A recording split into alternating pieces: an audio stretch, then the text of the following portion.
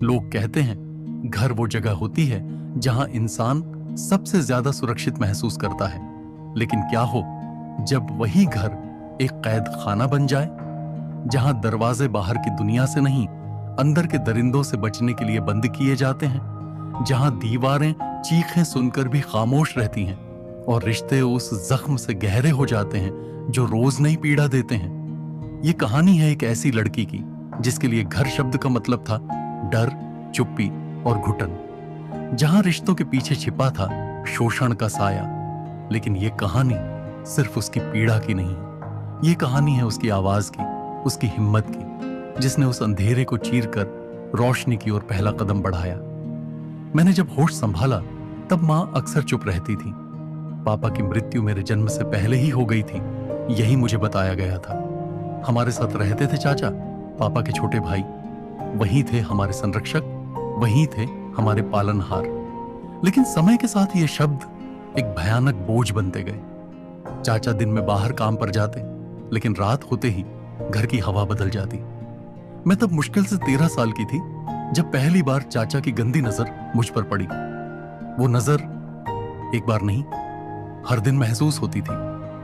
जब मैं अपने कमरे में होती, वो बिना दस्तक दिए आ जाते। जब मां रसोई में होती, वो पास आकर मेरे कंधे पर हाथ रख देते, इतना धीरे और सामान्य ढंग से कि कोई देखे तो कुछ ना समझे।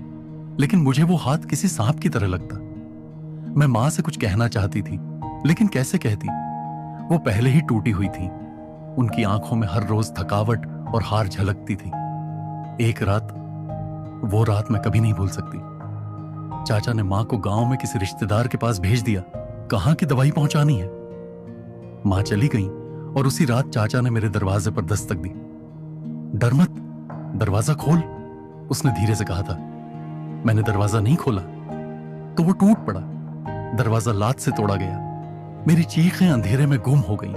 किसी ने नहीं सुना, क्योंकि जो सुन सकता था वही दरिंदा था। उस रात मेरी मासूमियत मर गई। अगर आपको मेरी ये कहानी छू रही है, अगर कभी आप या आपके आसपास किसी ने ऐसा दर्द महसूस किया है, तो एक छोटा सा साथ दीजिए। मेरे इस चैनल को सब्सक्राइब करिए ताकि और भी सच सामने आए, क्योंकि कहानियां सिर्फ मनोरंजन के लिए नहीं, बदलाव के लिए भी होती हैं। अगली सुबह मैंने खुद को आईने में देखा। मेरी आंखें रो रो कर सूज गई थीं, होठों पर हल्की चोट थी और मन पर ऐसा जख्म जो शायद जीवन भर नहीं भरने वाला था। मां लौटी तो मैंने कुछ नहीं कहा। चाचा पहले से भी ज्यादा विनम्र और मुस्कुराते हुए लगे, जैसे कुछ हुआ ही नहीं। लेकिन अब मेरी आत्मा जान चुकी थी कि घर में जो सबसे भरोसेमंद होना चाहिए, वही सबसे बड़ा शिकारी निकला। मैंने स्कूल जाना बंद कर दिया। चाचा को यह और भी अच्छा लगा। अब तो और आजादी थी उसके लिए। एक दिन मेरी एक पुरानी शिक्षिका सरिता मैम, जो कई महीनों से स्कूल में मुझे मिस कर रही थी, अचानक घर आईं। उन्होंने जब मेरा चेहरा देखा, मेरी आंखें देखी, उन्होंने सब समझ लिया। उन्होंने मां से बात करने की कोशिश की, लेकिन मां कुछ नहीं समझ पा रही थी। मैम ने मुझे कोने में ले जाकर सिर्फ एक बात कही, अगर तुम बोलोगी नहीं तो वो जीतता रहेगा।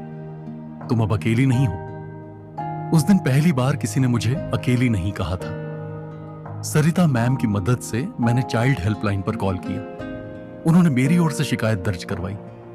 पुलिस आई। मां के सामने सच फूटा। मां सदमे में थी। उन्होंने रोते हुए बस इतना कहा, तू क्यों नहीं बोली बेटा पहले? मैं बस चुप रही, क्योंकि मैंने हमेशा सीखा था कि घर की बात बाहर नहीं जाती। लेकिन अब मैं जान चुकी थी, अगर घर ही नर्क बन जाए तो भागना ही रास्ता है, चुप रहना नहीं। चाचा को गिरफ्तार किया गया। केस चला। मैं हर सुनवाई में खड़ी रही, डरी नहीं, कांपी नहीं। अदालत ने माना कि मैं झूठ नहीं बोल रही। मुझे झूठी शर्म नहीं, बल्कि अपनी हिम्मत पर गर्व था। अब मैं एक एनजीओ के साथ काम करती हूं, जो उन लड़कियों की मदद करता है जो अपने ही घर में सुरक्षित नहीं है।